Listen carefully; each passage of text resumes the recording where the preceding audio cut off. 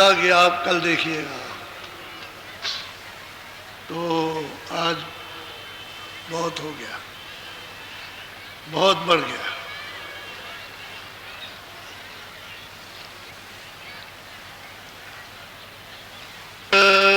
गुरुदेव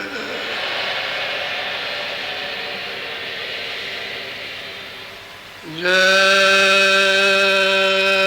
गुरुदेव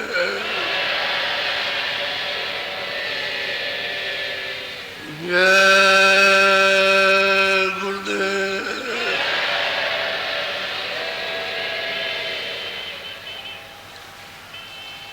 जय गुरुदेव। नाम किसका? जय गुरुदेव। नाम किसका? जय गुरुदेव। नाम किसका?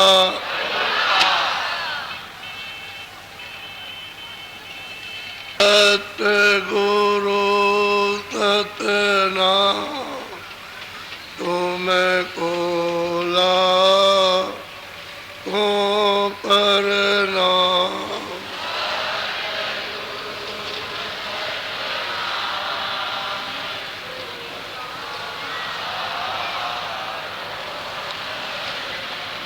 सतगुरु सतनाम तुमको कोटिन सूरज चांद सितारे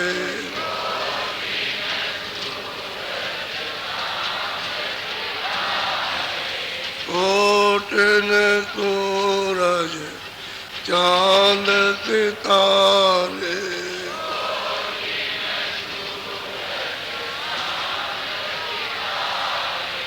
रोम रोम में करे उजारे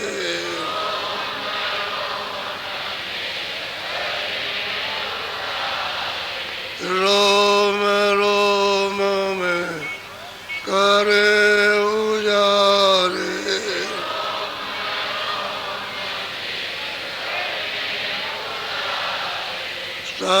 सतपुरुष करता तुमको लाखों प्रणाम।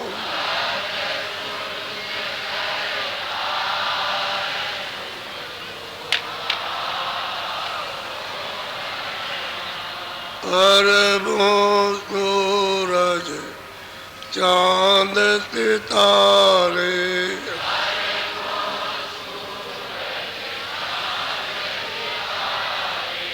अरबों सूरज चांद सितारे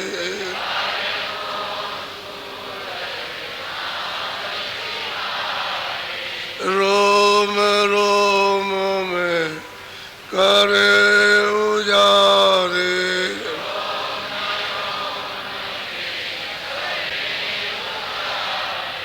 रोम रोम में करे उजारे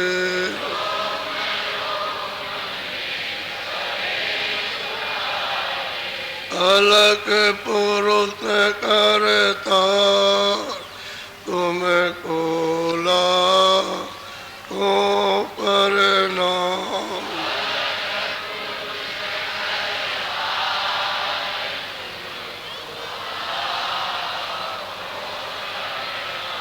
खरबों सूरज चांद सितारे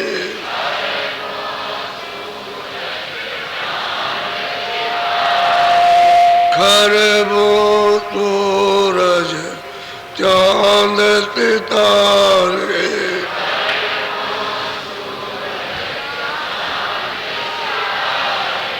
रोम रोम में करे उजारे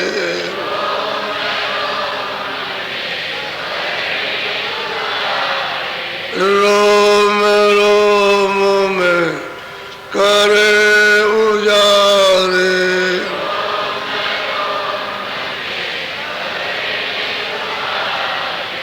अगम पुरुष करता तुम कोला को करना।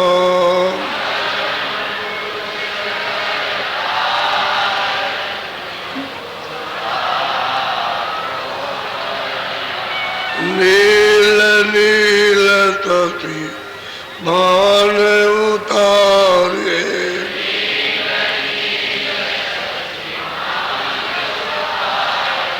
नील नील तसी भान उतारे।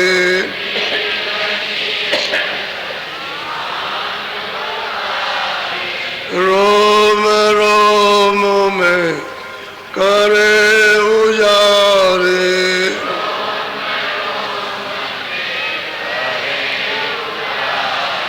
रोम रोम में करे उजारे।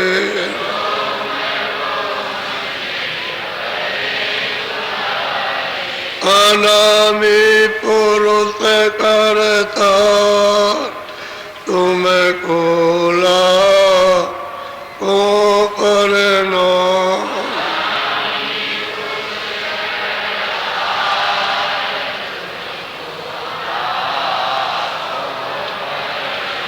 अनामी पुरुष करता तुम कोला को करना।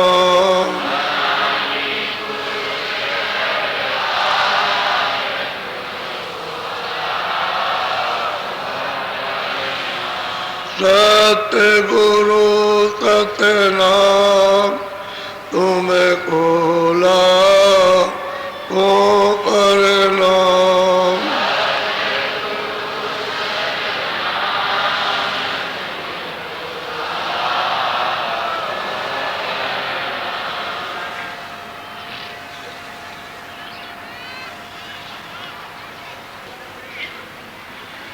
ये प्रार्थना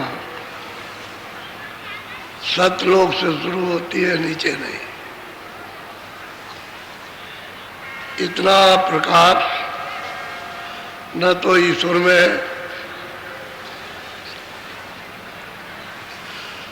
जो सहजल कमल में बैठे हैं उनमें कुछ नहीं, ईश्वर में भी नहीं जो तीन लोक के मालिक है। और इतना प्रकाश जो त्रिकुटी में ब्रह्म विराजमान उनमें भी नहीं है। और इतना प्रकाश जो 10वें द्वार में पार ब्रह्म है उनमें भी। और भंवर गुफा में जो महाकाल पुरुष उनमें भी इतना प्रकाश नहीं है। इनसे ज्यादा प्रकाश तो एक एक सूरत का है। तो उनके रोम में कितने कोटान कोट सूरज चांद लगे हुए प्रकाश कर रहे एक रोम में। तो जिस्म में कितने रोम होंगे, वो आप खरबों वर्षों तक रहो वहां और रोम गिनते रहो तो नहीं गिन सकते, इतने रोम है। तो इनमें तो कुछ है नहीं। तो ये सतलोक से प्राप्त, फिर कोटान कोट, फिर अरबों अरबों सूरज चांद, उसके एक एक रोम में अलग पुरुष के, और खरबों सूरज चांद एक एक रोम के अंदर में अगम पुरुष के। अनामी पुरुष की तो वैसे ही महापुरुषों ने संकेत में व्याख्या की है, उसकी कोई व्याख्या नहीं। ये कितना प्रकाश है, वो सब गिनती खत्म। जितने भी गिनतियां देश में जिस मुल्क में सब खत्म हो जाए। इतना मतलब है सूरज और चांद, वो भी सूरज चांद कौन, ये नहीं, ये सूरज चांद नहीं जो 10वें द्वार में और ऊपर भंवर गुफा में, उसको सूरज चांद कहते हैं। ये सब गिनतियां खत्म हो जाए और मतलब यह है कि इतना इतना प्रकाश है कि इसलिए उसका कोई वर्णन नहीं कर सकता। इशारा किया सब महापुरुषों ने जिन्होंने देखा, जिन्होंने प्राप्त किया है सारा किया, और कुछ नहीं, नीचे की कोई प्राप्ति नहीं। और जब वो कहते हैं कि मेरी एक बूंद ये 3 लोग का शासन कर रही है, एक बूंद, तो था समुद्र सतलुज,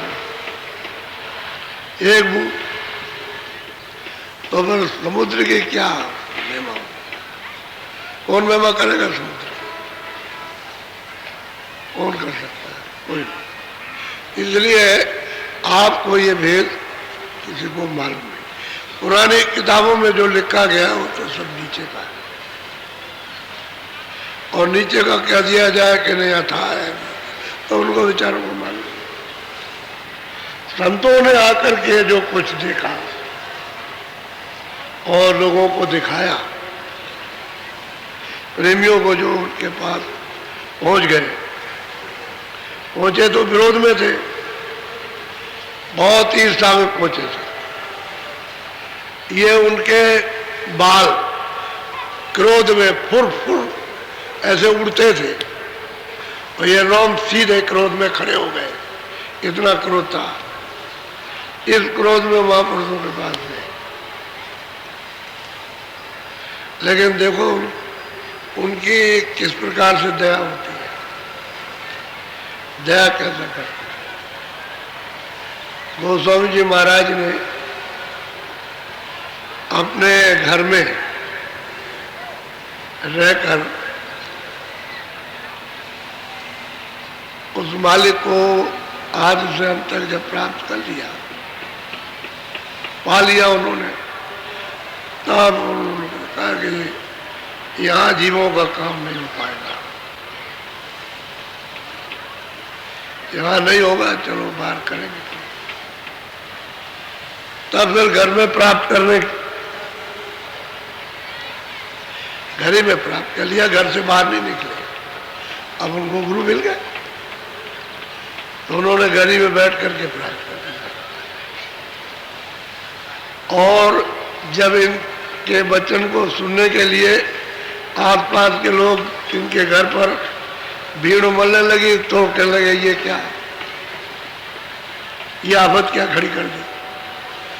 घर वाले समझते हैं आफत है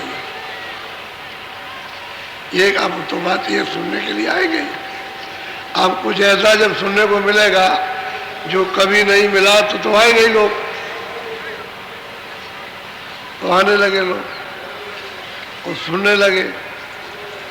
यहाँ तक उन्होंने बताया अपनी कलम से कि झाड़ करके गांव के अड़ोस पड़ोस के सब दर्शन करने के लिए आते थे।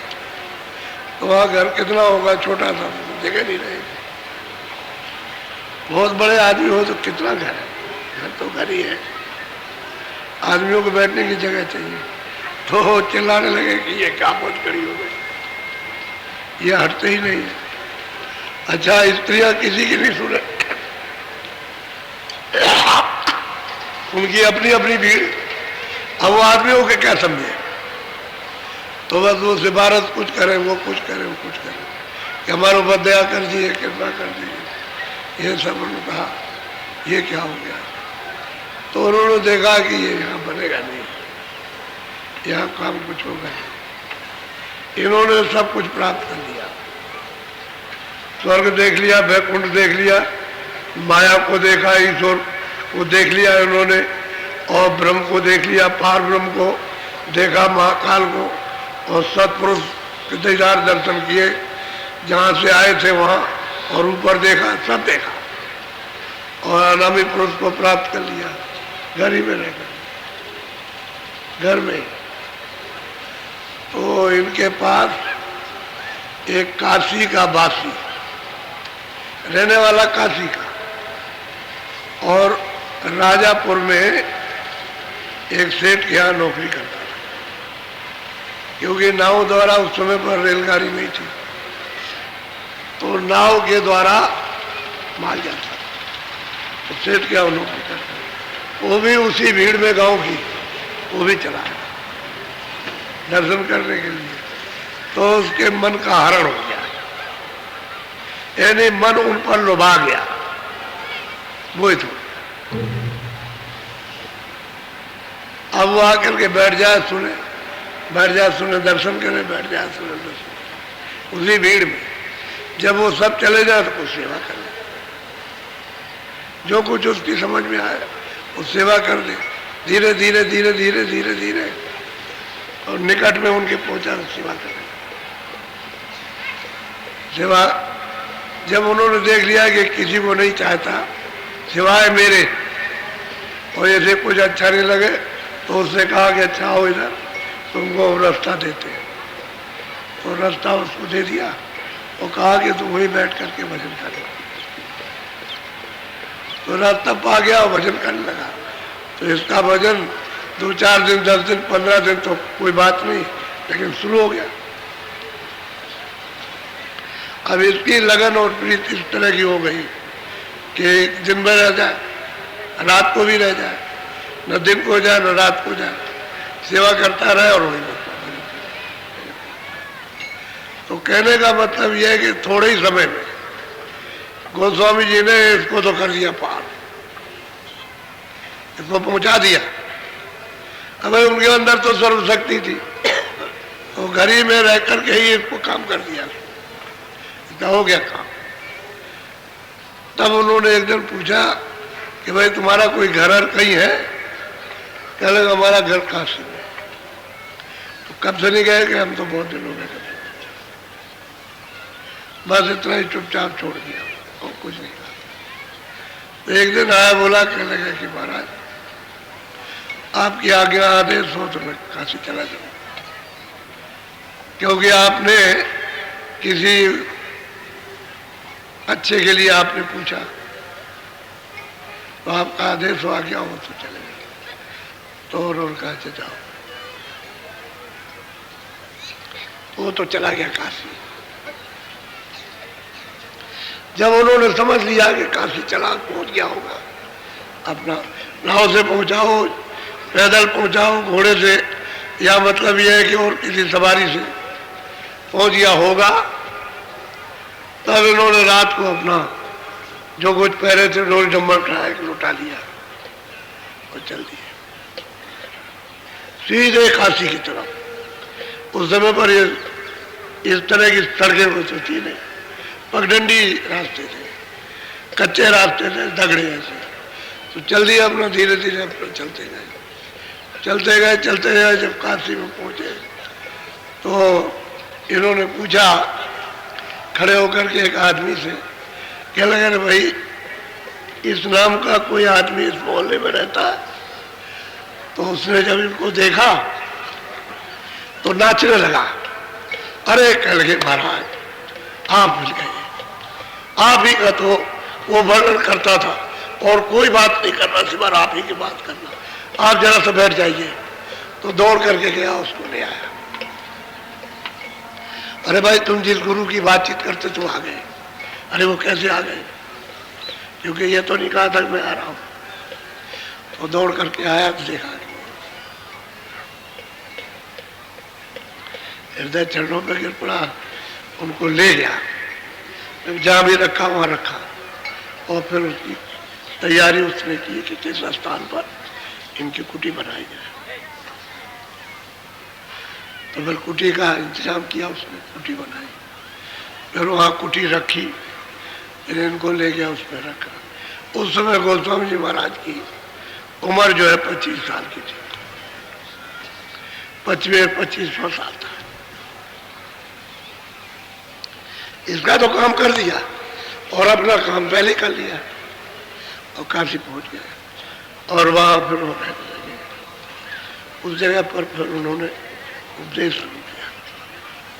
तो जो ये कहे तो कुछ सुने, क्योंकि उन्होंने कभी सुना तो था नहीं किसी ने। तो बहुत से तो लोग कहें क्या बकवास करते हैं, लेकिन बात यह है कि अगम बात सुनाते, विचित्र बात कहते हैं, लेकिन हमने कभी किसी से कथा वार्ता में सुना नहीं। अब बहुत लोग आने लगे और सुनने लगे, पूछने लगे।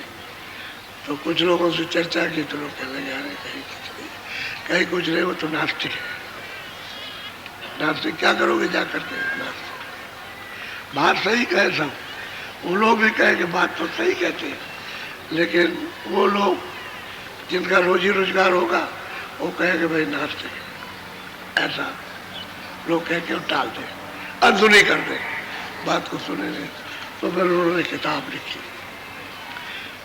कागज पर लिखा, जो कुछ भी रास्ता मालिक से मिलने का वो सब लिखा, ईश्वर से मिलने का, ब्रह्म से मिलने का, पार ब्रह्म से, सबसे मालिक से मिलने का, और विस्तार बताया कि ऐसे हुआ और ऐसे ये हुआ। तब ये लिख करके और लोगों को हृदय से कहा कि तुम जरा सा किसी को देना, पढ़े लिखे को। बात में जो देखा तो पूछा तो आकर के नहीं करे, चले गए कुछ नहीं, ये तो नास्तिक है और ये सब ये भगवान के नहीं है, वो तो नास्तिक है। ये प्रचार हो गया था। अब इतना जोर का प्रचार हुआ कि बस अब जितने भी विद्वान थे सब चकरा गए। अच्छा, जो भी जाए उनके पास उसका तुरंत उत्तर, जो पूछे प्रश्न करे उसका उत्तर, जो पूछे प्रश्न। मुसलमान जाए और कोई जाए, जैनी जाए, ये कोई जाए, वैष्णव जाए, साधु सन्यासी उदासी, सबका जवाब। और अपनी तरफ से नहीं, जो तुम किताबें पढ़ते हो उसी से जवाब दे देते, तो बात तो नहीं। फिर वो कहते किससे आगे और उसका जवाब उत्तर देने और आगे बताएंगे आगे और है। अब वो आगे तो उनको मालूम नहीं कुछ, किताबों में जो पढ़ा उतना ही तो पढ़ा, देखा तो उन्होंने भी नहीं। फिर अंत में उनसे पूछे कहते ये बताओ कि तुमने इसको देखा, तुमने स्वर्ग देखा, वैकुंठ देखा, तुमने ब्रह्मा देखे, विष्णु देखे, तुमने मत्स्यवाद्या मां शक्ति देखी, तुमने देखा कुछ? पहले देखा। तो फिर अंधे क्या देखेंगे? अच्छा, तुम जो सुना रहे हो तो तुम भी अंधे हो, जो सुन रहे हो सब अंधे हो, तो अंधों क्या दिखाई देगा? जो अंधा सुना रहा वही अंधा है, वो तो अंधे पहले ही से। तब ये चक्कर खा गए विद्वान। ये तो कहे बात तो ठीक है, कह लगे मैं कोई बात तो मालिक ही कर रहा हूँ उसी की बात। लेकिन ये मूर्ख बहुत होते हैं। जब मूर्ख होते हैं तो मूर्ख अपना काम करते हैं। विद्वान थोड़ा बहुत कुछ हिचकेगा और कोई समझदारी से काम लेगा, मूर्खों के सामने चलती नहीं, वो उनको भी बजार देता, क्योंकि अपनी मूर्खता के सामने किसी की सच्ची बात नहीं। तो वो 25 में इस साल में गए और कुछ उन्होंने सुनाया, और सुनने के बाद 2 साल के बाद झगड़ा होने लगा, झगड़ा हो। तो उन्होंने क्या क्या काम किया है, एक अद्भुत काम किया। ऐसा नहीं है कि काम नहीं किया, लेकिन वो जो काम उन्होंने जीवों का किया वो लोगों को मालूम नहीं है। और वो जो रामायण उन्होंने लिखी है, ये तो घट की रामायण थी, घट का पूरा वेद लिखा, और वो रामायण लिखी है तो उन्होंने लिखा है कि हमने यहाँ का कुछ नहीं कहा संसार का, हमने तो ब्रह्मांडों का सब समाचार दिया ऊपर का, और ये ऊपर की छाया है। तो हमने छाया के बारे में तो कुछ कहा नहीं, हमने चेतनता के बारे में सब लिखा रामायण में। जो 7 का रामायण बनी है, वो जितने भी नाम उन्होंने दिए, चाहे स्थान के दिए हो चाहे और किसी के नाम, सब ऊपर का नाम दिया, नीचे का कुछ भी नहीं लिखा, यहाँ का कुछ भी नहीं। लेकिन अब यह है कि लोगों को ये सब कुछ मालूम नहीं था, तो बड़ा विवाद हुआ, बहुत विवाद हुआ, बहुत झगड़ा किया। इतना झगड़ा किया है कि कहा नहीं जा सकता। और अकबर बादशाह का राज था तो उससे शिकायत की कि ये खुदा को नहीं मानता, वेद नहीं मानता, कतेब नहीं मानता, कुरान नहीं मानता, और शास्त्रों को नहीं मानता, और मस्जिद नहीं मानता, और मंदिर नहीं मानता, गंगा जमुना और काबा को कुछ नहीं। ऐसा मतलब ये कि फकीर एक महात्मा, ये तो ब्राह्मण कहे कि मतलब ब्राह्मण है, ब्राह्मण है, ये तो कहते थे वो, और साधु है, ये तो बात आती। तो अकबर बादशाह ने देखा कि अच्छा लोग शिकायत कर रहे हैं, तो उनसे कहा कि देखिए कहीं जाइएगा नहीं, और वो वैसे भी कहीं नहीं जाते थे। तो 6 महीने उसने छानबीन कराई, वो तो कोई बात इस तरह की करते ही नहीं थे, वो तो सबके लिए कहते थे कि कोई मुसलमान हो कोई हो, हिंदू हो किसी जात का भी हो। आखिर में अंत में उसके ऊपर आफत आने लगी अकबर बादशाह में, अरे कह रहे छोड़ो छोड़ो, कहीं कुछ नहीं, खबर दे दिया कि उसमें कोई बंदा नहीं। और उसी दरमियान में सब लोग जान गए, उनको जान गए। तो कहे वहां मत जाना, मतलब ये अगर तुमने उनका दर्शन कर लिया तो पाप लगेगा। यहां तक लोग वर्जन कर लेंगे, मना कर लेंगे, उधर मत जाना, उनकी कुटी में मत जाना। तो बताइए ये दशा हुई। अच्छा अब ये बताइए किसके साथ नहीं हुआ? मीरा के साथ, जिसने मालिक को पराया उसके साथ, कबीर के साथ में हुई, रैदास जी के साथ काशी से निकाल दिया गया, काशी से तो कबीर भी निकाल दिए, पलटू साहब के साथ में हुआ, गोविंद साहब, भीखा साहब, जितने महात्मा है सबके साथ आफत हुई। और उन महात्माओं को जो पूरे संत थे सबने नास्तिक कहा, किसी ने ये कहा कि ये आस्तिक है, तब नास्तिक। और जो मालिक को पाता है उसको आप नास्तिक कहते हो, जो नास्तिक जो नहीं देखता उसको आस्तिक कहते हैं। तो बताओ कितनी उल्टी दुनिया है। भेड़ चाल नहीं है, ये भेड़ी चाल है। एक बार नीचे गर्दन करके गई तो कुएं में गिर गई, सब गिरती जा रही, यही भेड़ चाल है। इसी को अरे किसी में तो बुद्धि होनी चाहिए थी कि भाई चलो जरा पूछे, चलो कहते क्या, चलो सुने उसको समझे चल के। ये तो किसी ने नहीं, सब नास्तिक नास्तिक नास्तिक चल रहे। अब पीछे से जब ये मामला कह सुन करके रोज रोज वही बात, तो ये सबको बुरी लगती है। रोज नहीं होनी चाहिए, रोज रोज वही बात, रोज रोज वही बात। तब लोगों ने सोचा कि भाई जिसकी चर्चा रोज रोज चलती रहती है, दूसरी और कोई बात नहीं, तो उसको देखा जाए। अब इसमें से निकल जाएंगे समझदार, चलो देखेंगे, हम अपना प्रश्न करेंगे, जो हमारी समझ में नहीं आएगा हम पूछेंगे, क्या हमको कोई लाठी मार देंगे, क्या हमारी जान ले लेंगे? चलो देखा जाए। वहां गए, जा करके वहां तो पूछते हैं सब, जो कुछ जानते हो पूछते हैं। तो उन्होंने उसका जवाब दे दिया, जो पूछा तुरंत जवाब, जो पूछा तो हार गए विद्वान, हार गए। तो उन्होंने कहा अब क्या करें, अब जो पूछते हैं उसका उत्तर दे देते हैं, बात खत्म हो गई। और क्या, और पूछ लेंगे, और कुछ पूछते हैं, पूछो और कुछ पूछो। तो जितना पूछ रहा था उनकी बात पूछ रहे, वो कुछ रहा ही नहीं। तो फिर दूसरे अखाड़े वाले को ले आए, जो विद्वान हो उसको समझा बुझा के कि भाई हम तो हार गए और तुम चलो जरा, तुम बड़े विद्वान हो और तुम मतलब वहां जाओ। तो सब पंथ के लोगों को ले आए और सबका उन पंथों के मुताबिक सबका उत्तर, पहले वो कि जिसको तुम मानते हो उसका उत्तर ले लो, और उसके बाद फिर आगे। तो वो भी हार गए बेचारे। तो जो हारते जाओ लगते जाए, वो लग गए।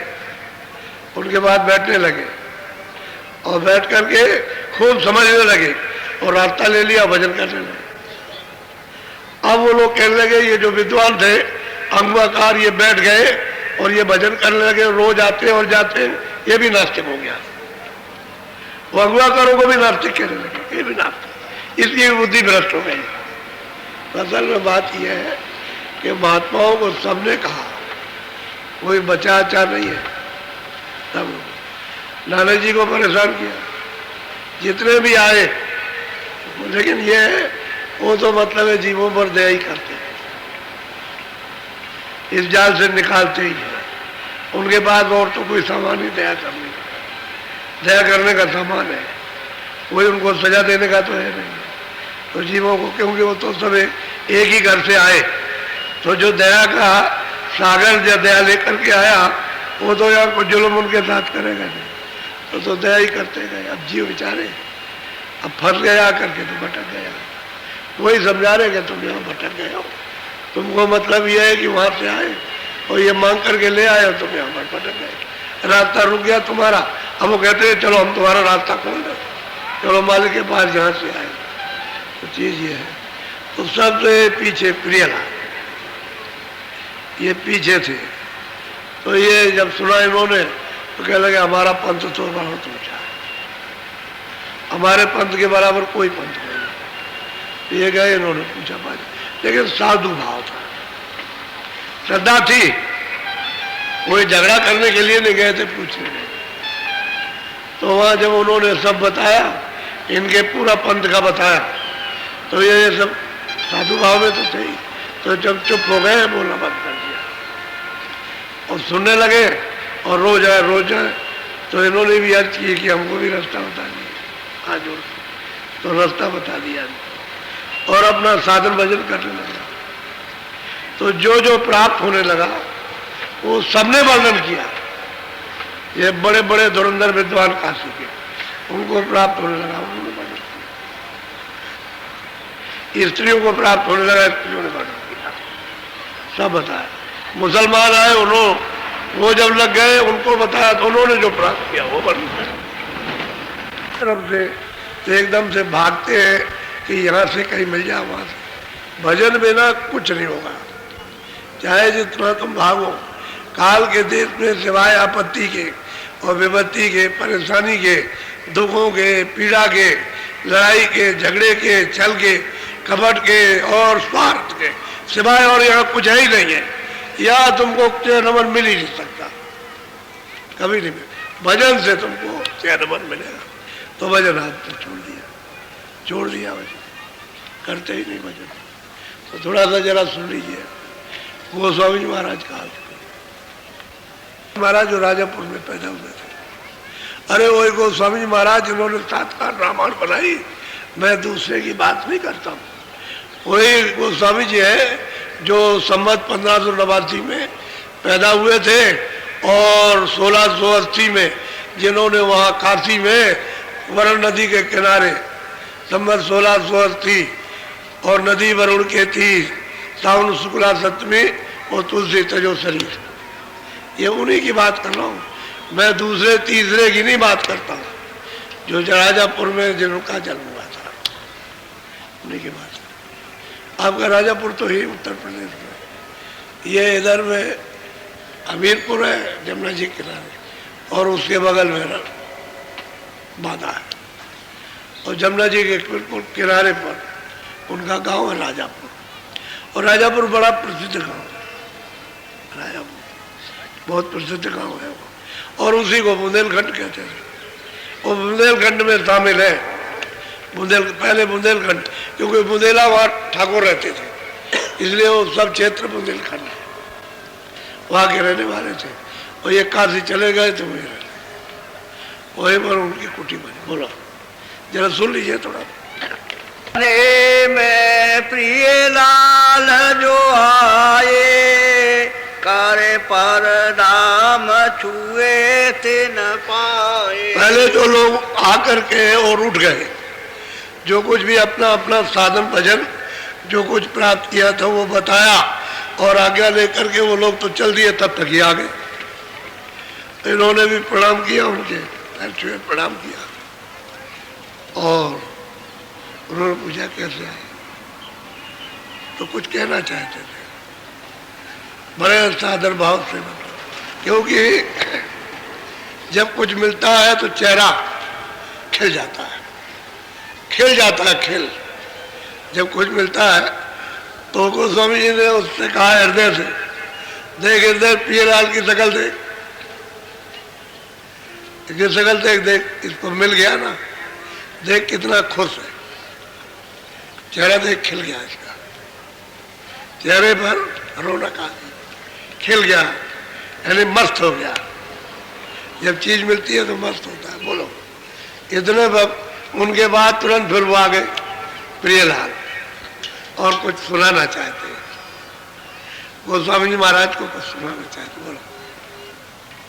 प्रिय लाल यश बचन उचारा, स्वामी से कहियो कछु सार। और उन्होंने कहा कि स्वामी मैं कुछ सार जो कुछ प्राप्त किया है आपकी यदि अनुकूल कृपा से दया से, वो कुछ सार वर्णन करूंगा, वो हमको कैसे कैसे मिला है वो बताना चाहिए। बोलो। जो कछु कृपा सिंध अनुकूला, सो विधि निरख बताऊं। कहते हैं कि जैसे जैसे आपकी अनुकूल मुझ पर कृपा और दया हुई है वो मैं बताना चाहता हूँ। कि आपने मेरे ऊपर में दया, इस गरीब पर, इस दीन पर आपने जो दया की है और जो कुछ आपने दिया है, आपकी बगैर दया के कुछ नहीं मिल सकता। और उसको जरा सा सुन लीजिए, बोलो। प्रिय लाल भाके रस बाते कालेंद्री नित सुरति समाते। कहते हैं प्रिय लाल, कहते हैं उस रस में डूब गए, यानी इसमें रस में डूब गए, इतना उनको आनंद आने लगा। तो कहते हैं कि मैं आंख बंद करता हूं तो कालिंद्री, यानी नीलगिर पर्वत, कहते हैं वहां देखता हूं चरण कमल, उस पर खिले हुए हैं, खिले चरण। जब तक नीलगिर पर्वत नहीं मिलेगा, नीलगिर पर चरण कमल नहीं मिलेंगे, तो आगे साधक अपनी दिव्य आंख से, ज्ञान चक्षु से, तीसरी आंख से देख नहीं सकता।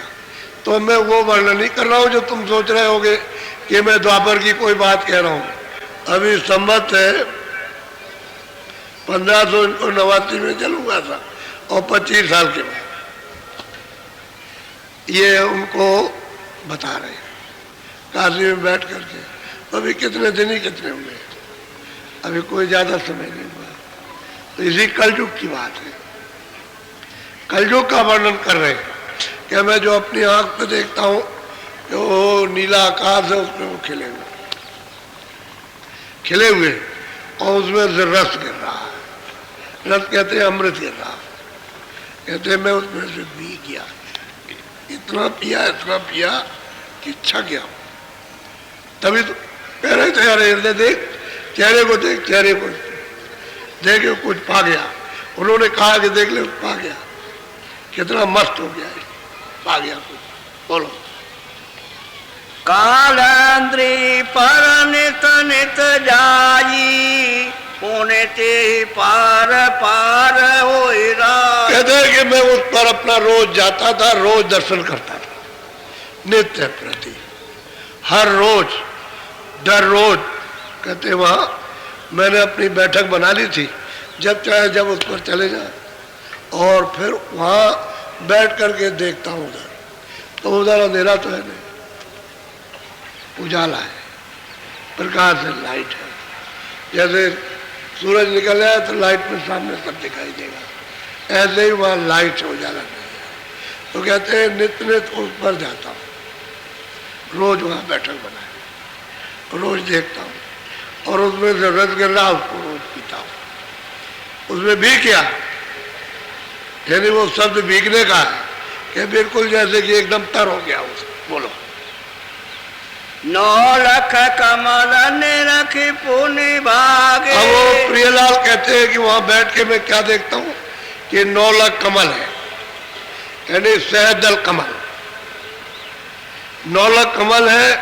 तो प्रियलाल वहां से बैठ करके देखते हैं, वो देखते हैं उसको कि 9 लाख कमल, उसको देखा उन्होंने, इसी पर वो स्थापित है। 3 लोग के मालिक, मुसलमान इनको खुदा कहते हैं, और ईसाई इनको गाड कहते हैं, हिंदू इनको परमात्मा कहते हैं, नाम इनका निरंजन है।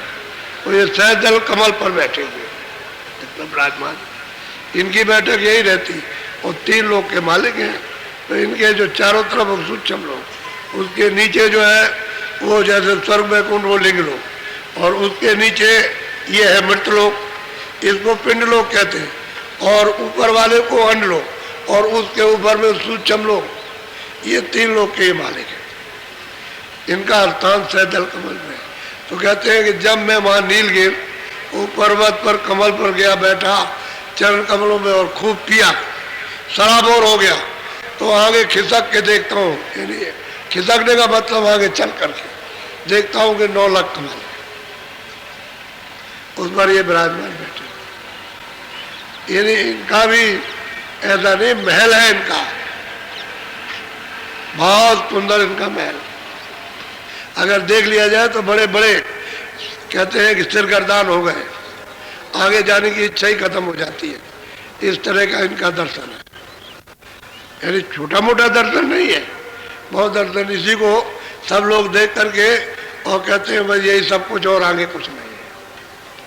तो कहते हैं प्रियलाल ये स्वामी मैं उसको देखता हूँ, वो नौलख कमल है उस पर विराजमान है और उनका साक्षात्कार करता हूँ।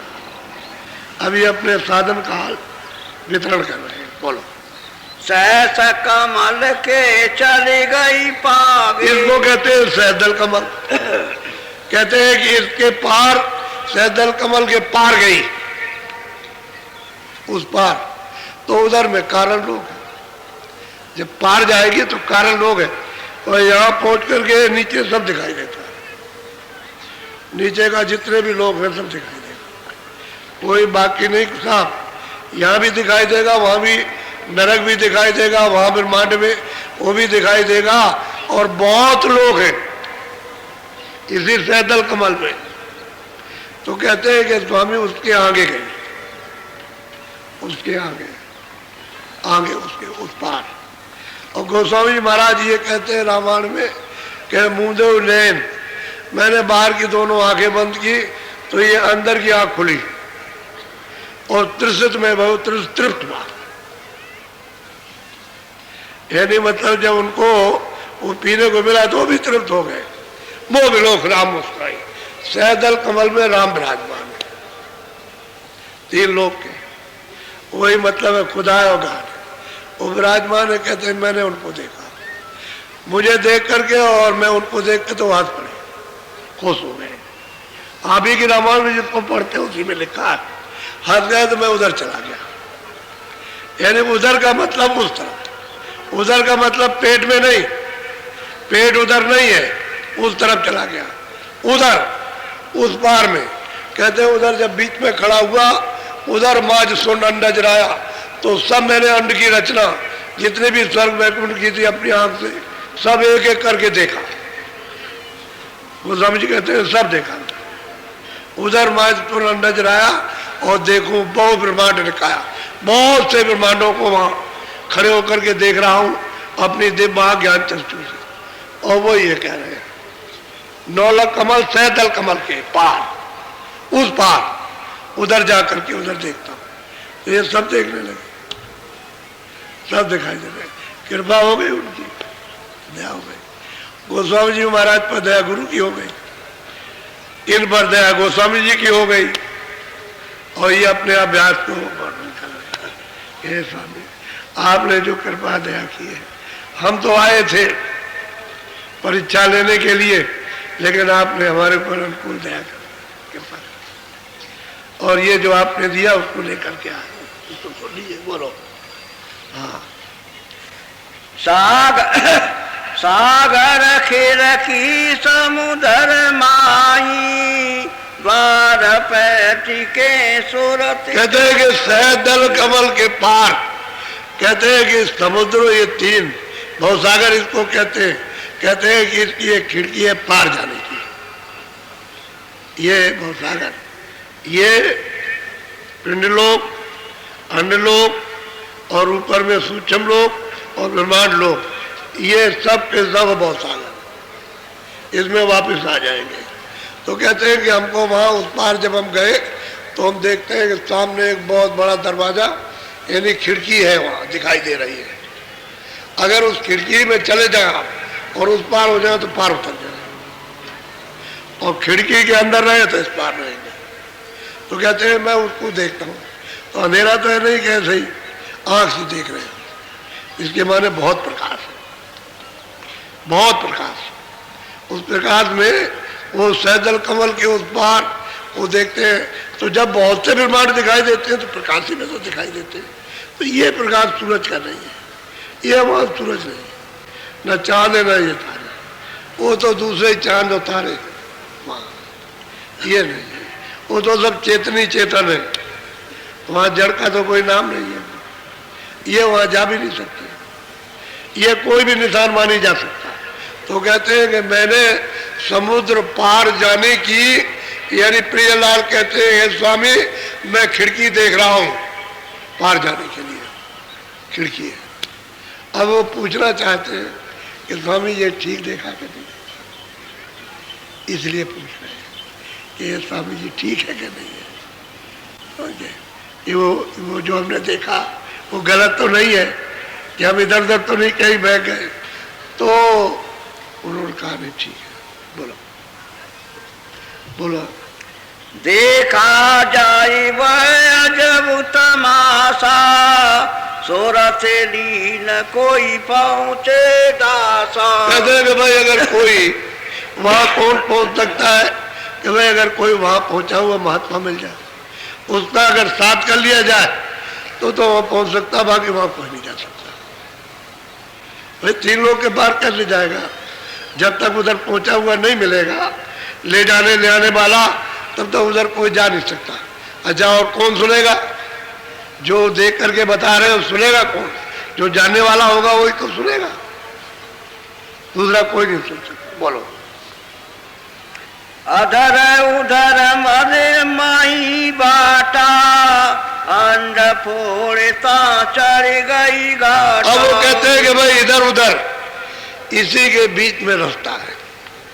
वो तो खाने की धार है कि सुरग को अगर साध लिया, दृष्टि को अगर साध लिया और इधर उधर किसी दृष्टि में बहकी नहीं और सीधी मतलब है सद गई, सीधा निशाना लगाया, क्योंकि बड़े चित्र हैं, बड़ी भारी अद्भुत रचना। तो मान लीजिए रचना देखने में उसे बड़ी भारी अद्भुत रचना, तो मान लीजिए रचना देखने में उसे अच्छी लगने लगी तो चाल रुक जाएगी, क्योंकि वहां तो तरह तरह के अद्भुत जैसे बाजार लगे, जैसे रचना चित्रकारियां तमाम चीजों की, एक दो है कुदरत का और सब चेतनी चेतन है सब। तो कहीं अगर देखने में फंस गया तो रुक गया।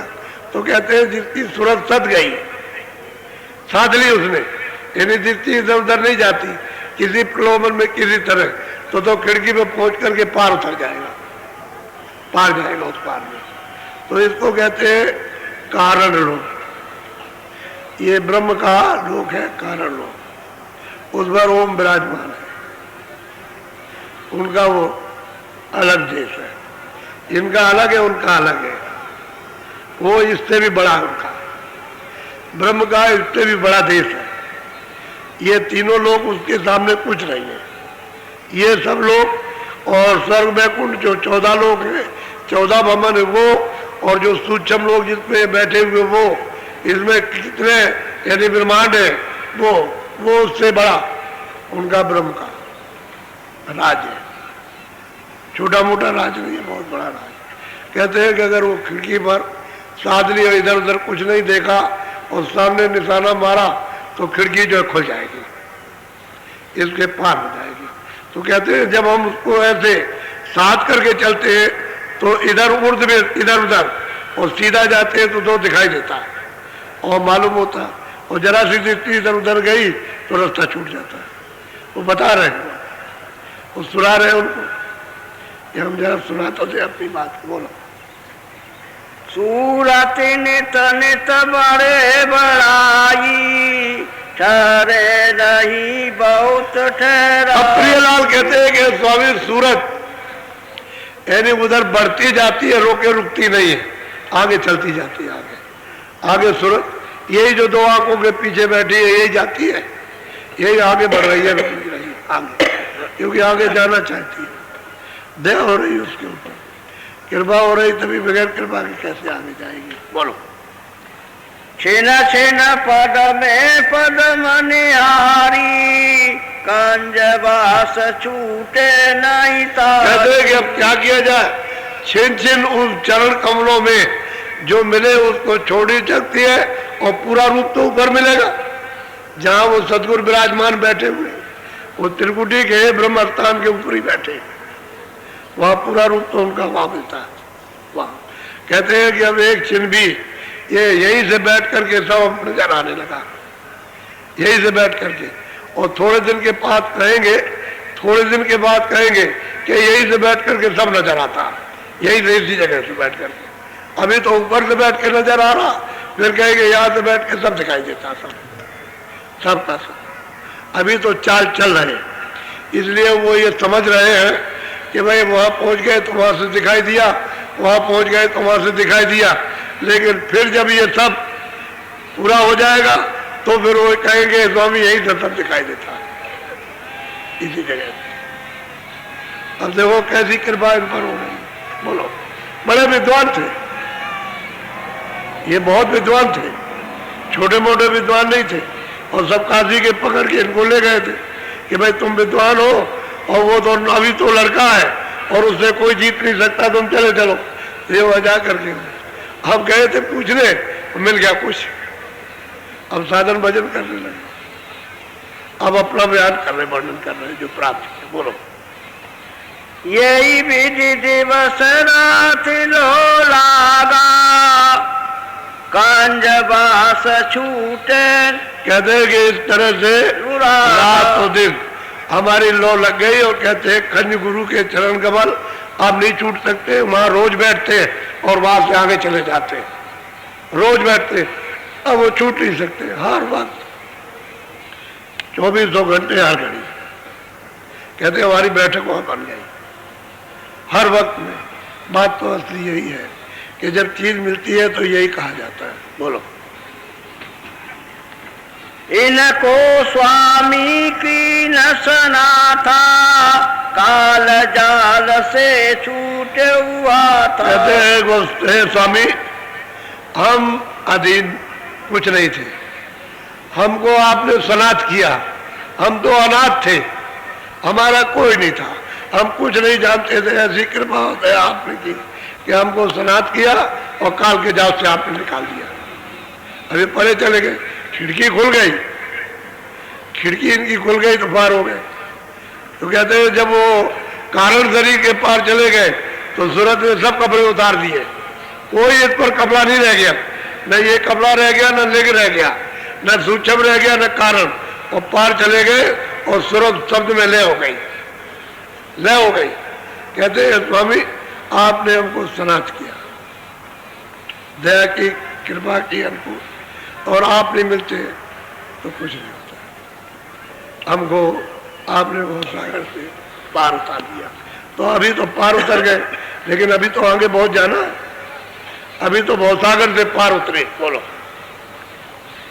मुख से कस कस वरन सुनावा, तुम्हारी कृपा गम दर्शावा। कहते हैं कि आप जो कुछ भी आपने वर्णन किया है, जो दया कृपा हुई है, वो मैंने आकर के आपको सुनाया आपको, जो हमने गति को प्राप्त किया और जो आगे प्राप्त होगा वो आपको सब सुनाएंगे आकर के। तो ये उनके सामने सब वर्णन कर रहे हैं जो प्राप्त किया। यानी ईश्वर को इन्होंने कहा मैंने पाया, स्वर्ग में उनको कहा मैंने सब देखा, ब्रह्मा विष्णु कहाँ रहते हैं मैंने सब देखा, ऊपर में ब्रह्म कहाँ पर है और उसकी रचना कैसी उसको सब देखा। और कहते हैं समुद्र पार हो गया उसको, कहते हैं आगे और दया हो जाएगी। तो जो आपने वर्णन किया है वो सब देखना और आगे जो मिलेगा वो वर्णन करना। आपकी अनुकूल कृपा और दया हो गई। बोलो।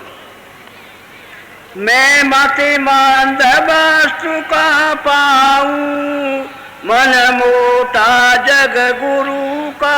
और अपने वो कहते हैं मैं मति का बिल्कुल अंधा पागल और मन मस्त है, और मैं मतलब ये वस्तु हमको ये जो आपने दी कहाँ मिलेगी।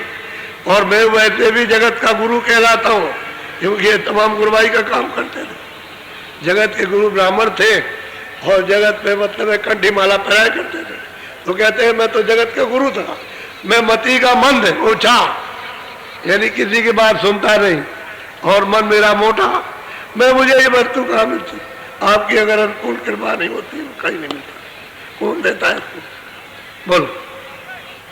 मान माई बामन की जाति, ऊंचा चारे वरण। और कहते हैं ब्राह्मण और मुझे तो मान चाहिए, मैं चारों वर्णों में ऊंचा हूँ, तो मैं मान ही चारों तरफ मांगता रहता हूँ। मुझे लोग कहें कि भाई तुम बहुत बड़े हो, भाई तुम बहुत बड़े हो, बड़े हो, ये बड़े विद्वान हो और बड़े ब्राह्मण हो, ऊंची जाति में हो, तो मैं तो उस मान के मत में मस्त, मोटा मेरा मन, मति का मन, से कुछ जानता नहीं। तो ये वस्तु बगैर आपकी कृपा के नहीं मिल सकती। आपकी दया हो गई तभी।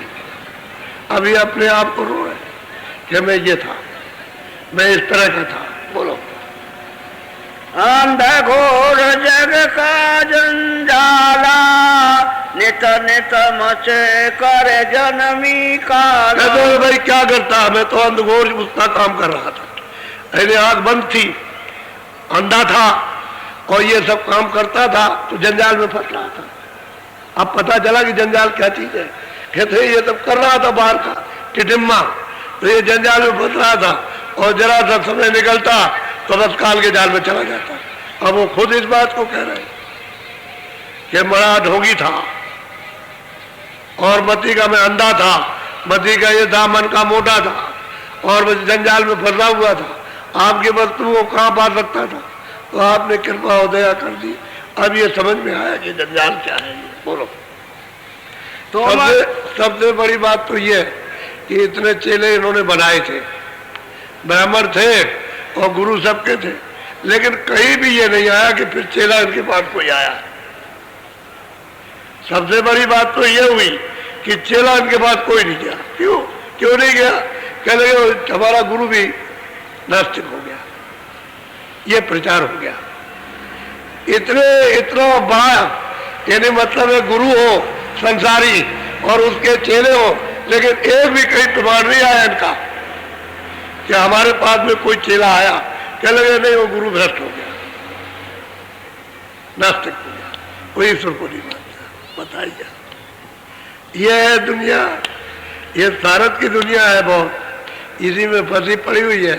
ये किसी की नहीं है बच्चा, ये अपना अपना स्वार्थ सिद्ध करती है, ये दुनिया है ये। अरे भाई तुम चेले थे और गुरु उनको मानते भाई, गुरु जाएगा चलो हम भी वही चले, अगर उसको कुछ मिला होगा हमको भी मिल जाएगा, उसको अगर पागल किया होगा तो हमको भी कर देंगे, लेकिन कुछ नहीं, नास्तिक हो गया, प्रचार हो गया, सब लोगों ने मुख खोल दिया। बोलो।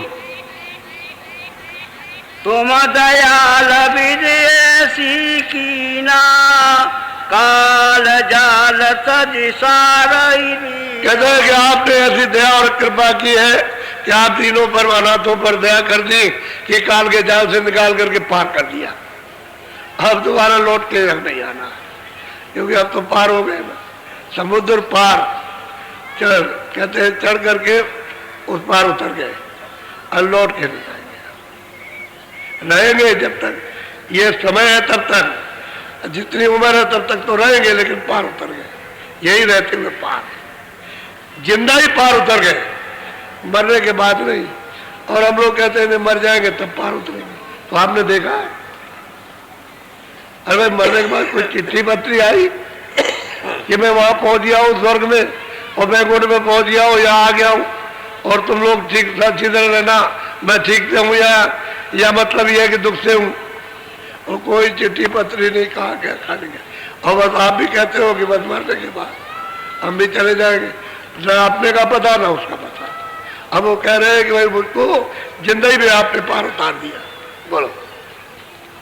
तुम नहीं कृपा करत यही भाता, तो कर मन भो माहि समा। वो स्वामी जी से कह रहे हैं कि स्वामी अगर आपने कृपा न की होती तो फिर बस इन्हीं कर्मों से जो कर्म कर रहे थे वो में 4 खानों में 84 लच्चियों ने नरकों में चला जाता सीधा, कोई बचा नहीं सकता। अगर आप मिलते नहीं तो आपने दया कृपा कर दी, बचा लिया।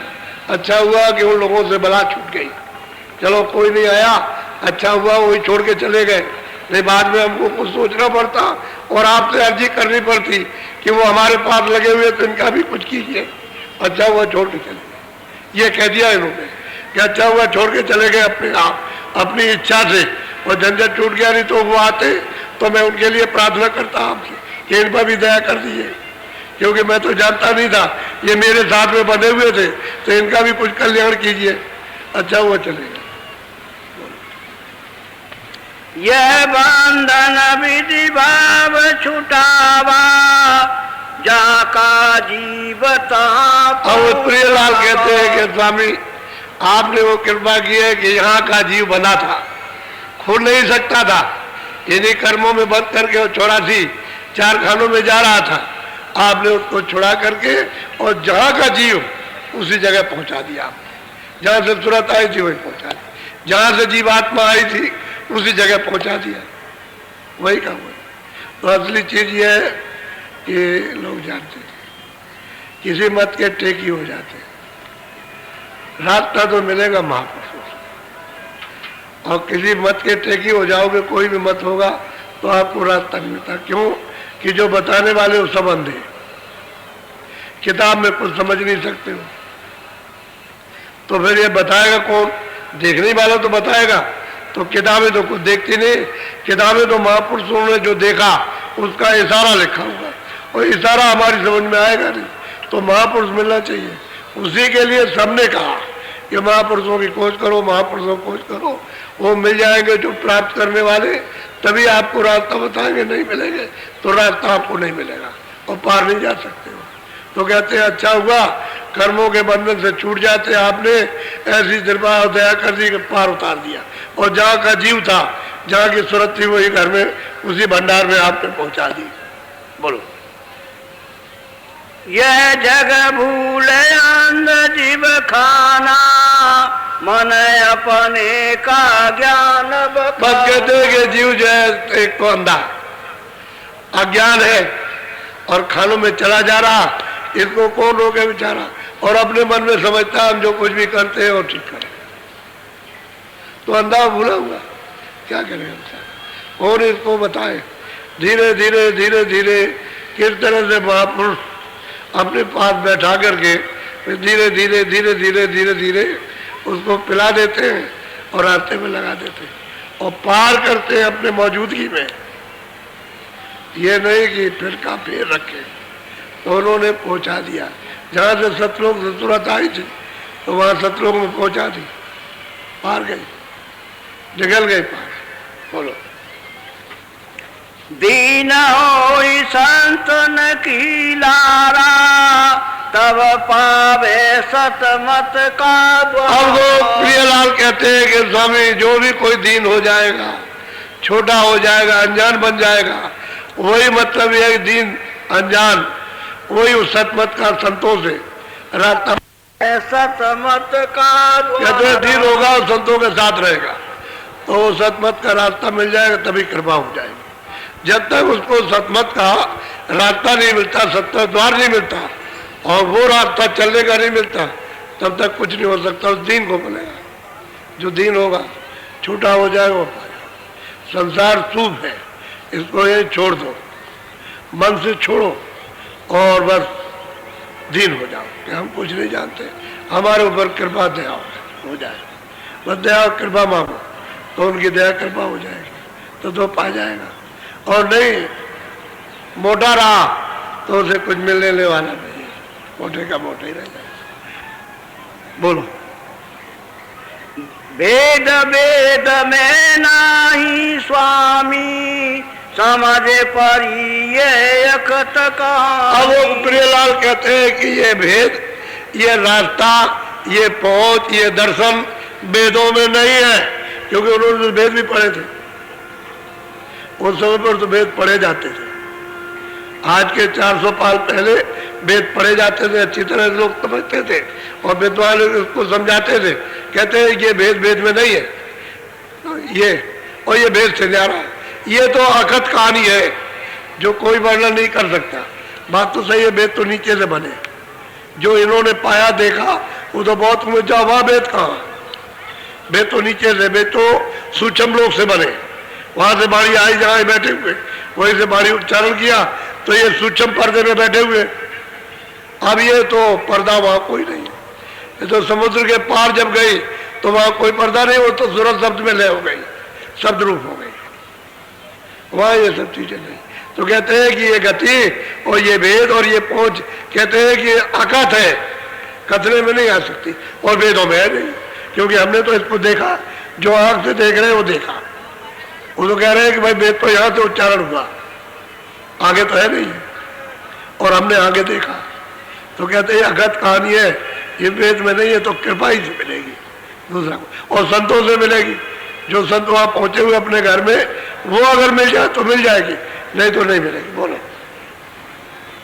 ये नहीं बूझे दृष्टि में आवे, पूरा सत्य गुरु मिले लखा। अब प्रियलाल कहते हैं कि ऐसे ये दृष्टि में नहीं देखा जा सकता, जब तक उसको पूरा सदगुरु नहीं मिलेगा तब तक ये चीज नहीं पा सकता। अब वो ये कह रहे हैं, यानी जो चीज देख रहे हैं, प्राप्त कर रहे हैं, अब वो ये कहते हैं कि हे स्वामी, ये मतलब ये बिना यानी पूरे के भी नहीं मिलेगा, उस दृष्टि में आ ही नहीं सकता, पूरा भेद ही मिल जाए, जानकार पूरा, आने जाने वाला पूरा, वो मिलेगा तो काम हो जाएगा।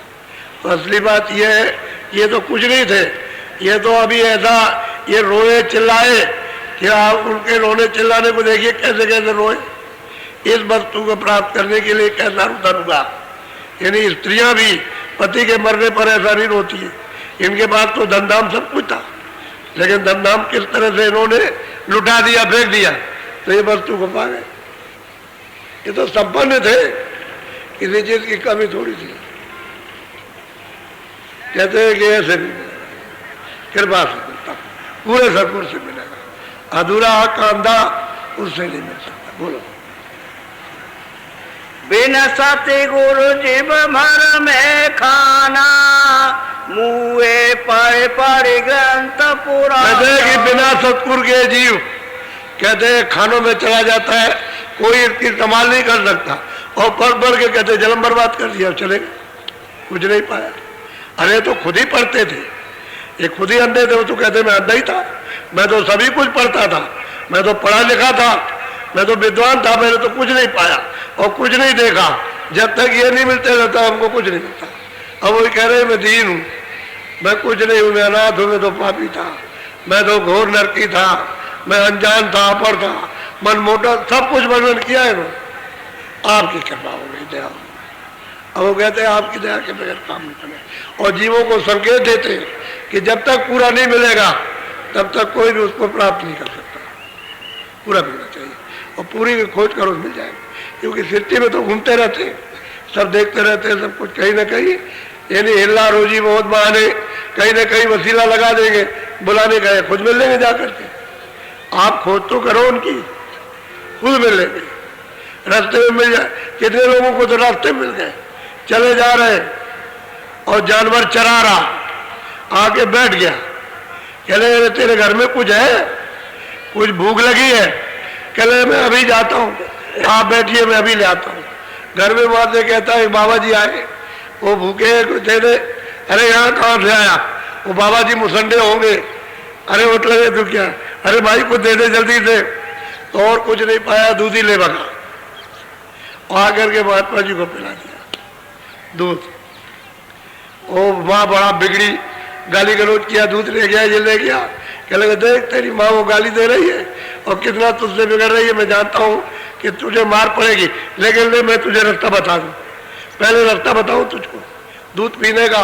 तो उसको मैं डाल करके उसको अंदर का भेद दे दिया, कहा देख हमारी बात याद रखना, रोज भजन करना, भजन रोज करना। वो यह हांडी ले जाओ, वही छीके के नीचे डलिया होती है, उसके नीचे इसको रख देना चुपचाप, और उससे कहना माई से कि मैंने कहा दूध पिलाया था, दूध कहाँ पिलाया, तू रोज रोज रोज रोज कुछ ना कुछ कहती रहती है कि तुम साधु को खिला देते हो, ये मैंने कहा दूध पिलाया। कह लगे तू सब ले गया, मैंने देखा, कह रहे देख ले जा करके। तो जब वहां देखा तो दूध सब फैला, हांडी पूरी भरी है, पूरी हांडी दूध की पूरी भरी हुई है, और दूध उतना ही फैल गया, नीचे गिर गया। उसको देख रही कि ये क्या हो गया, तो भगी वहां से, सड़क पर आई, तब तक महात्मा जी आगे चले गए। कह रहे वो किधर गए साधु, वो तो बहुत अच्छे साधु थे, पहुंचे हुए थे, अरे किधर गए किधर गए, वो निकल गए आगे, फिर उसको नहीं मिले। ये अपना बैठ के अभ्यास करने लगे, साधन करने लगे, इनको होने लगा, क्योंकि वो रास्ते में मिल गए। और एक दिन क्या, एक ही घड़ी में बता करके वो चले गए दूध पी करके, वो साधन करने लगा, उसको फिर अंदर मिलने लगे। फिर उसको बुला लिया उन्होंने कि तू यहाँ चलाना, मुझसे मिल जाना। फिर ये वहां गया, वहां जाकर के मिला, फिर उनसे सब कुछ, ऐसे मतलब ये जो कुछ किया था वो सब बताया, और चरणों में गिर पड़ा, तो कहा कि दया हो गई आप पे, तो पूरे महात्मा मिलना चाहिए। वो जब रहते हैं सृष्टि में तो आप उनकी खोज करो तो कहीं ना कहीं मिल जाएगा।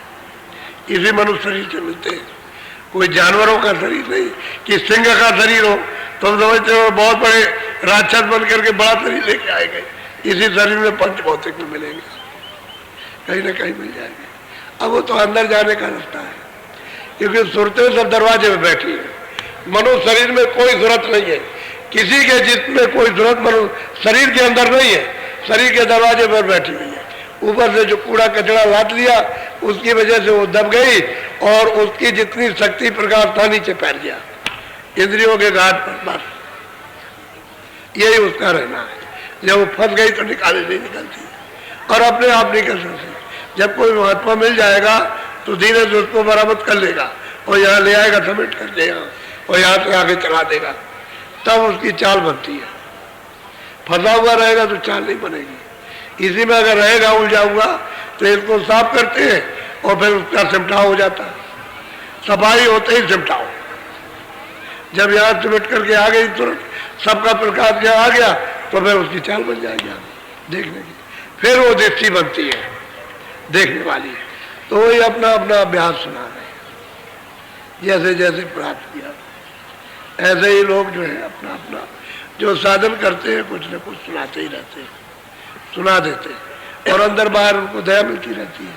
तो पूरा मिलना चाहिए, अधूरा नहीं मिले। बोलो अब यही गोस्वामी किसी को क्या मालूम वो क्या देते थे। रामायण वाले उनको लिखते हैं कि मैंने रामायण लिखी और मुझसे आज तक यानी कोई ये पूछने नहीं आया कि आपने रामायण में क्या लिखा।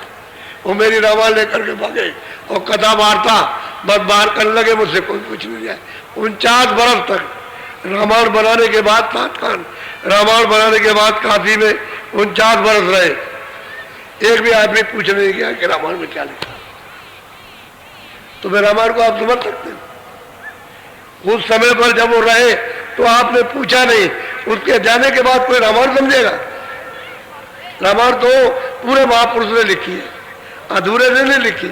और उसने लिखा कि मैंने सब कुछ के कई मंत्रा राम भरत लक्ष्मण शत्रुघ्न ये वो जो भी स्थान लिखे सब मैंने ऊपर के लिखे, नाम सब ऊपर के, नीचे का कोई नाम मृतलोक का नहीं है। और आपने कहा नहीं ये है और ये है और ये है, इस तरह से ये सब आपने जो कहना शुरू किया तो आपको उनसे पूछना चाहिए था कि ये क्या लिखा हुआ। तो कोई पूछने नहीं किया, इसलिए रामायण किसी की समझ में नहीं आती। अब रामायण को लोग पढ़ने लगे, वो ऐसा नशा करते हैं कि बुद्धि पागल हो जाती, उसी में बस रात भर करते रहो, बजाते रहिए, उससे क्या मतलब। रामायण नशे की है, आप वो नशा पीते आप मालिक का नशा, तो उसमें तो मतलब ये है कि जागरण हो जाता है शक्ति का, इधर अद्भुत शक्ति प्राप्त होती है।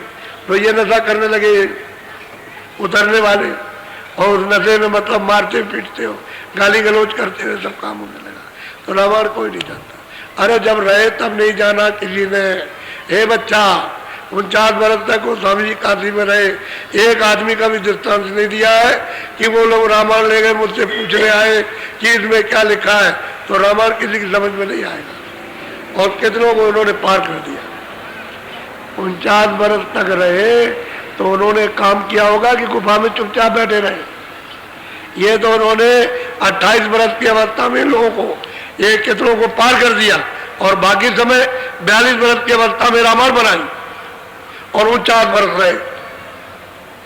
तो आप स्वामी जी महाराज को क्या समझे कि किसके पुजारी थे, किसको मानते?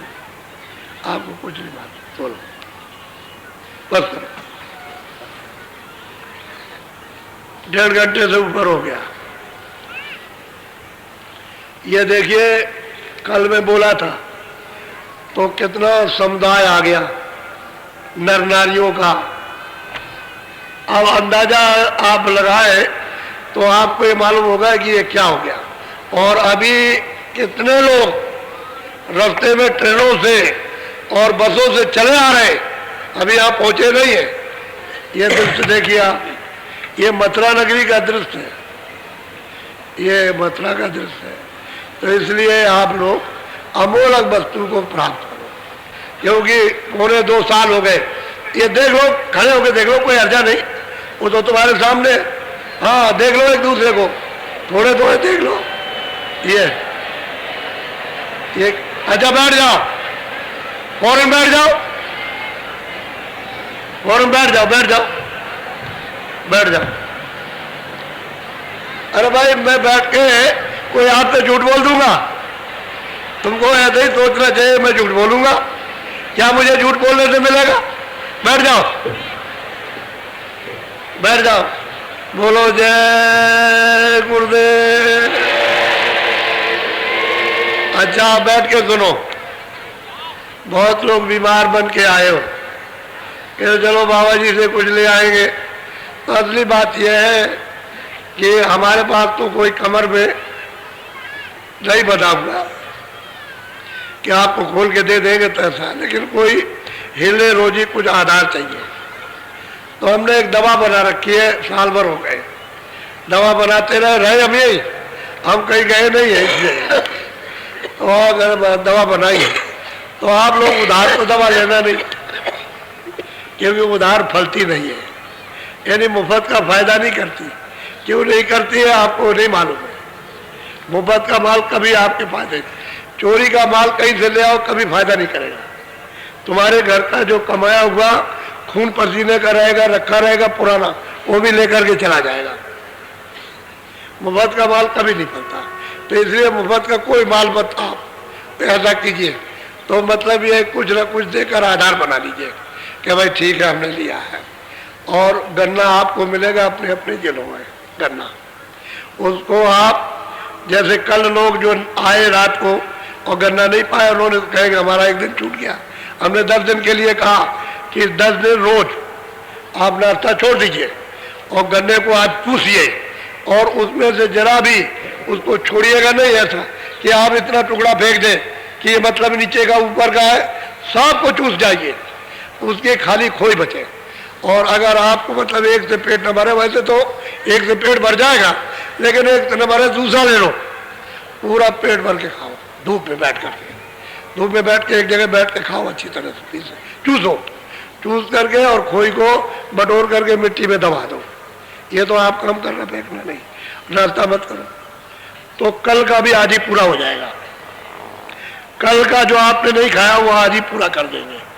आप चिंता मत करो कि मेरा एक दिन छूट जाएगा तो मेरा नुकसान हो जाएगा, नहीं, आज पूरा कर दिया जाएगा। तुम मतलब तो गन्ना ले लेना अपने अपने जिलों में और लेकर के अभी चुसाई करना, खो देखो फिर कि उससे क्या लाभ होता प्रत्यक्ष।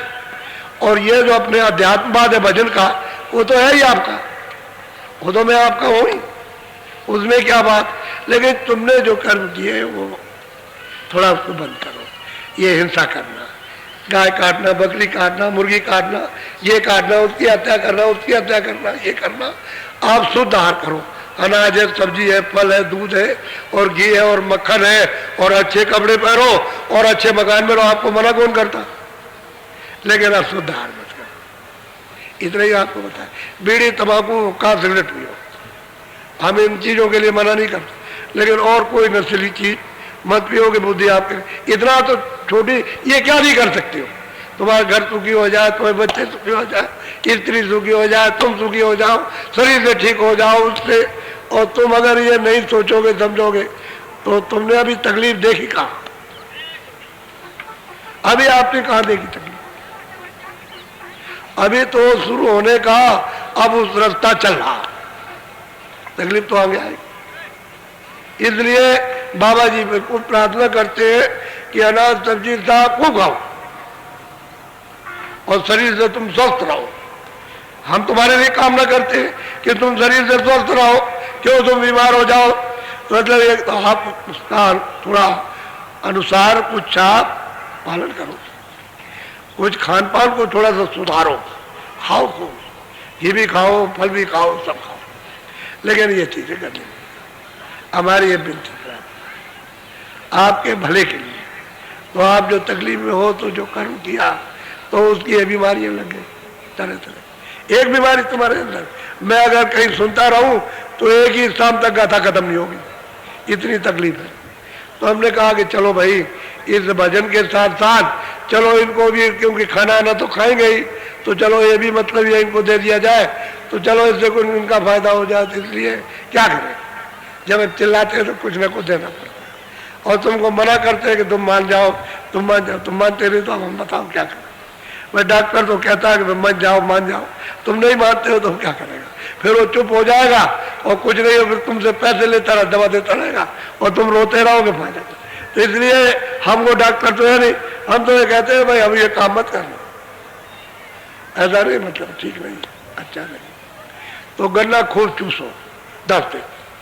अब वो तो जो लोग अभी नए आए उनका भी 8 दिन पूरा कर दिया तो 9 ही दिन रह गए, लेकिन तुमको 10 दिन से माना जाएगा। तुमने हमने समझ लेंगे कि वो चूसा नहीं है लेकिन चूस लिया तो उसका फल आपको मिल जाएगा। फल ही तो मिल रहा आपको, तो वो आपको मिल जाएगा। लेकिन 10 दिन खूब अच्छी तरह से एक वक्त नाश्ता मत करो, 2 बजे खाना खाओ बढ़िया।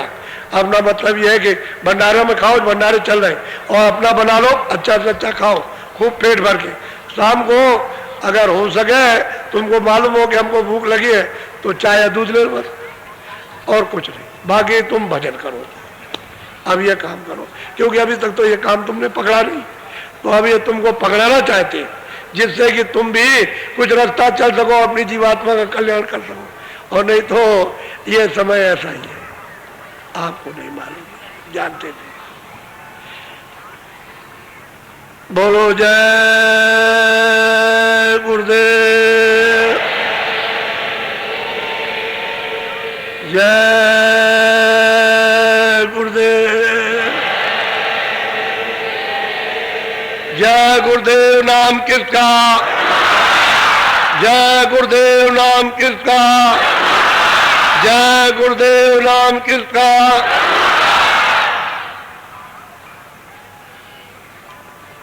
वो नामदान नहीं मिला उनको शाम के सत्संग के समय नामदान दे दिया जाएगा।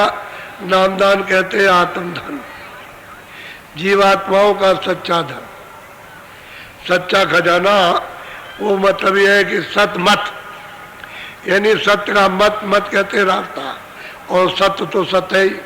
उसके पास पहुंचने के लिए सतमत, सत्य के पास अपने घर में जाने के लिए रास्ता। और शाम को नामदान मिल जाएगा। शाम को आप लोग इधर उधर घूमने मत जाना, शाम के सत्संग में रहना और नामदान अपना पूरा ले लो। और यहीं से अभी दिन है तो यहीं से आज से ही भजन करना शुरू कर दो, जिससे कि आप कुछ अंतर में उन्नति कर सको। कुछ जीवात्मा को जगाकर बोझा हटा करके दिव्य दृष्टि ज्ञान चक्षु तुम्हारा खुले और अंदर में तुम देख सको कि हम किस तरफ से आए और तुम्हारा सुख क्या है, आनंद क्या है। असली चीज यह है कि अपना सुख, अपना आनंद, अपना ज्ञान जो चेतनता का उसको प्राप्त करो और मंजिल प्राप्त करो जहां से आपको उतारा गया, और उसी प्रभु के पास पहुंचो जिसने सबको भेजा।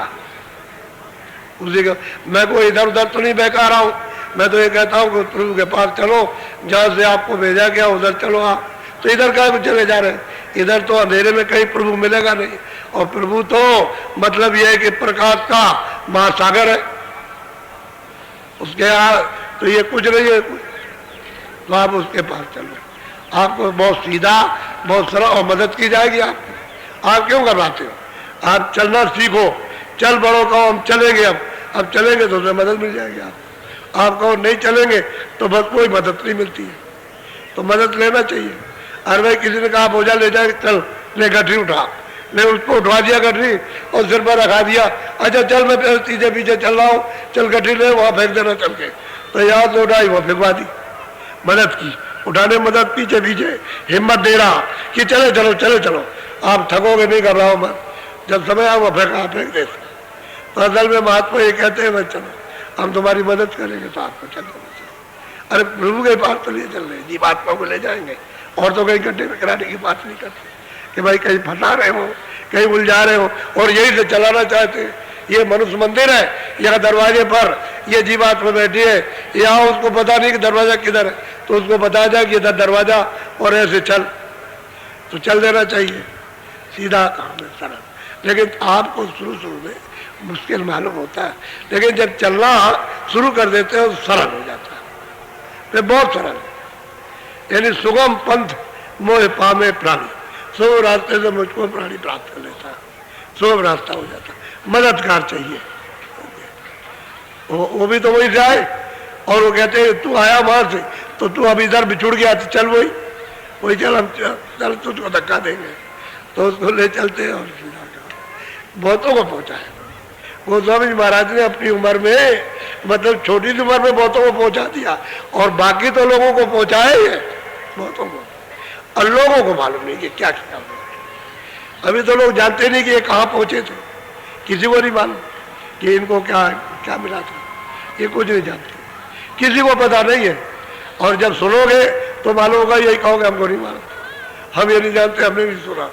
तो तुम सुनोगे कहाँ? जब सुनाने वाला कोई नहीं मिला तो आप कैसे सुनोगे कि वो कहाँ पहुंचे थे और कैसे गए थे, और उन्होंने कहा मैं ऐसे पहुंचा हूँ और किसके द्वारा मैं गया हूँ, वो सब बताएंगे। वो सब जी बताएंगे कि मैं ऐसे से गया, इस रास्ते से गया और मैं वहां पहुंचा, जा करके वहां पहुंच गया, वो भी कहेंगे। ऐसा नहीं कि वो नहीं कहेंगे। और साधक भी कहेगा जो पहुंचेगा कि मैं भी इनकी कृपा से पहुंचा, फिर उसको पहुंचाए तो भी कहेगा मैं इनकी कृपा से पहुंचा। तो वो तो एक सिलसिला है ले जाने का सदा का, क्योंकि उसके बगैर तो कोई जा नहीं पाएगा, ये बात है। बोलो जय गुरुदेव। अच्छा देखो बच्चों, पानी वाले, बिजली वाले, जहाँ कहीं भी कमी रह गई हो, वैसे तो आपकी तकलीफ हमारे सिर मात को, यानी सिर्फ। और आप मतलब आपका कार्यक्रम है, आपकी जगह में आपका हूँ, आप हमारे। तो जब घर में बच्चे माँ बाप रहता है तो सब उसी में हिलमिल करके रहते हैं प्रेम के साथ। ये जरूर है कि बाप खिला देगा बच्चों को, तब अपना खाएगा, उसे जो कुछ भी बचेगा तब खाएगा, बच्चों का पेट भर देगा। समझ गए? कोशिश इसी बात की। ऐसे महात्मा हो गया होता भाई, बच्चे हैं, सबको आराम मिल जाए सबको, तो कोशिश करते हैं। तो आपको भी समझना चाहिए कि मेरा घर है, मेरा स्थान है, मैं यहाँ पर आया हूँ। ऐसा नहीं, सबका मान, सबका सम्मान, सबकी देख, सबकी रेख, सबसे मोहब्बत, सबसे प्यार, एक तरह का।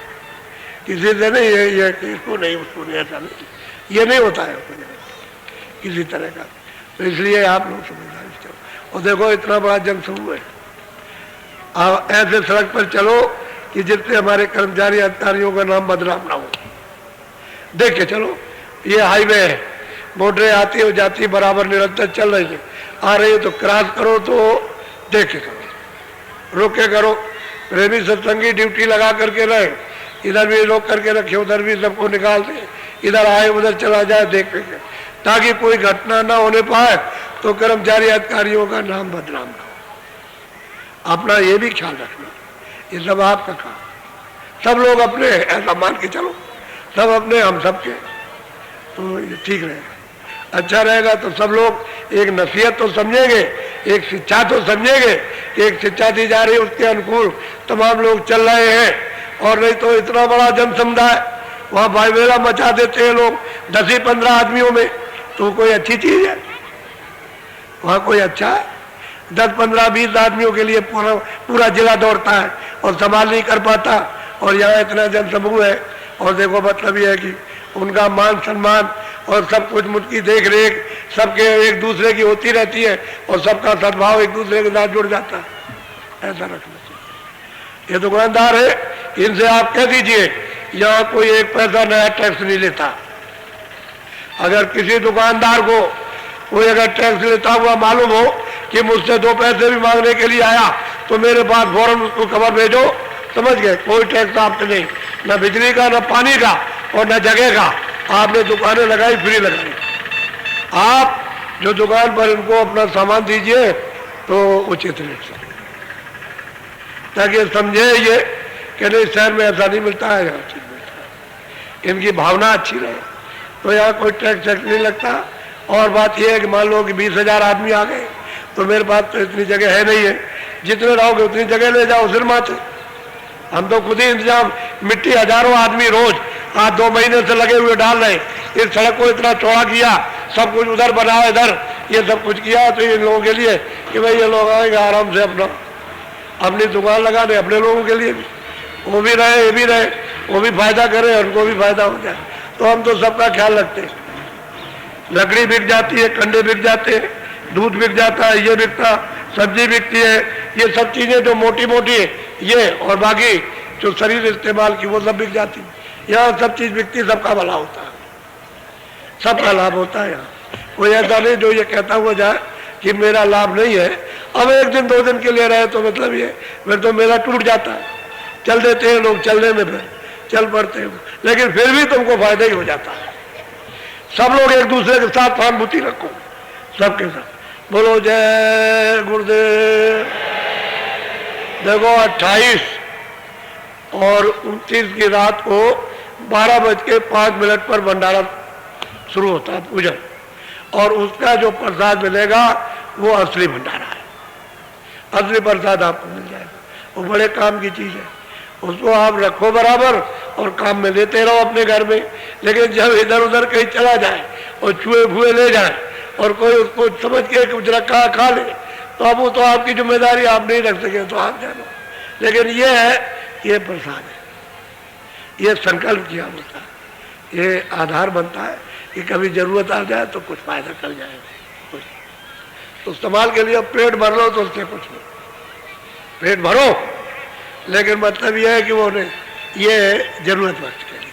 फिर जो बनेगा खाना वो तो एक ही वक्त में, दूसरे वक्त में खराब हो जाएगा, लेकिन ये रहेगा आपके साथ। इसमें कभी घटने लगे तो थोड़ा सा और लेकर के उसमें डाल लो तो वैसे ही हो जाएगा बस। फिर साल भर या होली में या आपके गुरुपूर्णिमा में या साधना के समय जब कभी कोई कार्यक्रम हुआ तो ताजा करा लिया, तो आधार बना रहता है कि बाबा जी ने वक्त जरूरत के लिए हमको एक चीज दे दी है, तो उसका प्रयोग कभी कभी करते रहा करो, हर वक्त नहीं कि बच्चे को टट्टी करा दीजिए, पेशाब करा दीजिए, ये करा दीजिए, वो ये नहीं, जरूरत वक्त के लिए। जब कोई दवा दारू यानी मतलब कहीं ना रहे और कोई ना हो और उसे समझ में अकल काम ना करे कि क्या करे, तब फिर उसको दे दो तो आपको सहारा दे देगी। बोलो जय गुरुदेव। अच्छा देखो मेरी बात सुनो, लोग बहुत आ गए, गन्ना पूरा पड़ेगा नहीं। अगर ये खाने के लिए एक गन्ना भी ले लेंगे तो पूरा नहीं पड़ेगा, इसमें आधे से ज्यादा रह जाएंगे।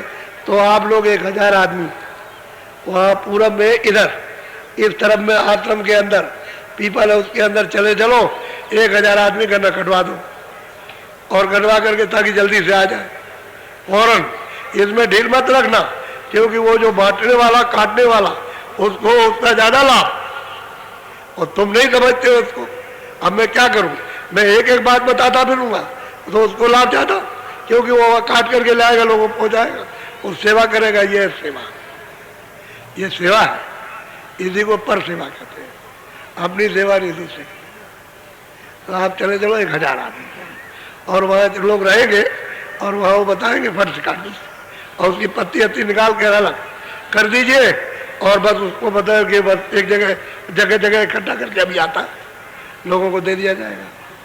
इतना याद रखो, गन्ना खाओ, एक बार नाश्ता मत करो, पहले चाय भी मत पियो, पहले यही चाय बन जाएगी, आप पियो तो जरा सा, चाय यही बन जाएगी, आप घबराइए नहीं, ये चाय और कुछ बन जाएगा। तो देखो